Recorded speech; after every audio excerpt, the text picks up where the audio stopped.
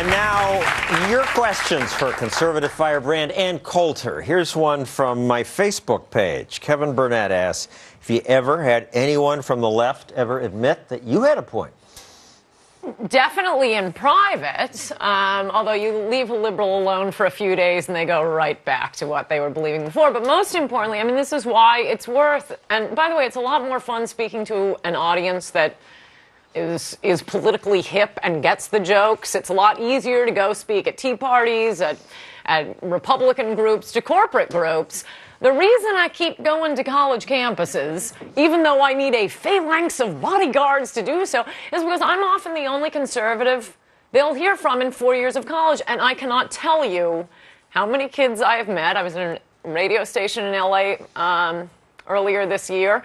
My biggest fan came in. He wanted to have me, he knew the host, wanted to have me sign some books. And he was a young, good-looking kid. And he said he first heard my name when he was standing outside one of my college speeches with a bullhorn denouncing me.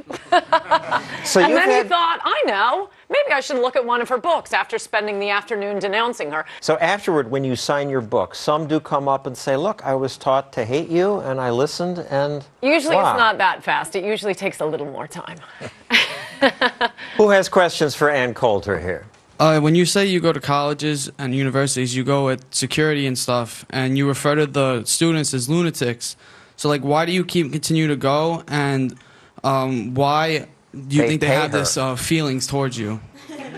Well, they're obviously not all lunatics. They're bringing me in to speak, but that's the college Republicans. And then some students in the audience, I think, will just come because they're curious about what all the hubbub is about. At the very good schools, the Harvards, the Ivy Leagues, and the equivalent, and the Southern schools, they wait for question and answer, and they want to challenge you and beat you in question and answer.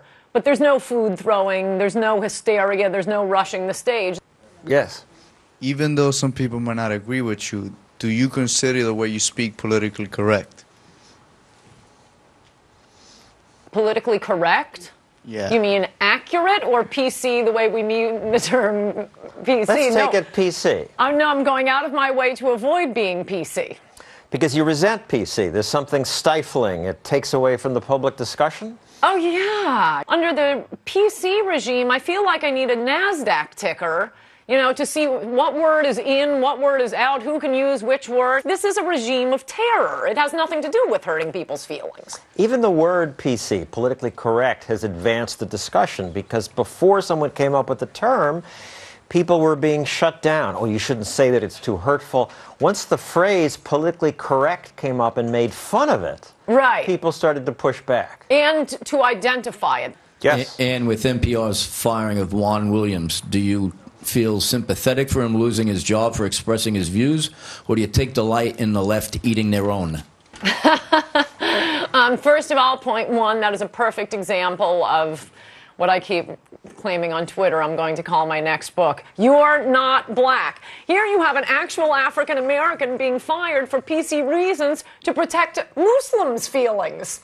No, the world is upside down now. Point one. Point two, I was totally on Juan Williams' side, but then when I saw the entire world defending him, whereas when I get attacked, the entire world attacks me. No, I'm sorry, Juan, you're no Ann Coulter. No, when you have Michael Moore and Whoopi Goldberg defending you. What do you mean the entire world Michael Moore and attacks you? Whoopi Goldberg are defending Juan Williams? But what do you mean the entire world attacks you? I promise you, Whoopi Goldberg and Michael Moore and the anchors on every TV station are not leaping into. And every time I get attacked, I go on O'Reilly and he calls me strident. All right, well, speaking of O'Reilly, you criticized O'Reilly for not publishing those cartoons of Muhammad that caused rioting in much of the world and killed some people. And in Canada, a magazine publisher was prosecuted for publishing those pictures. Have you published them on your website?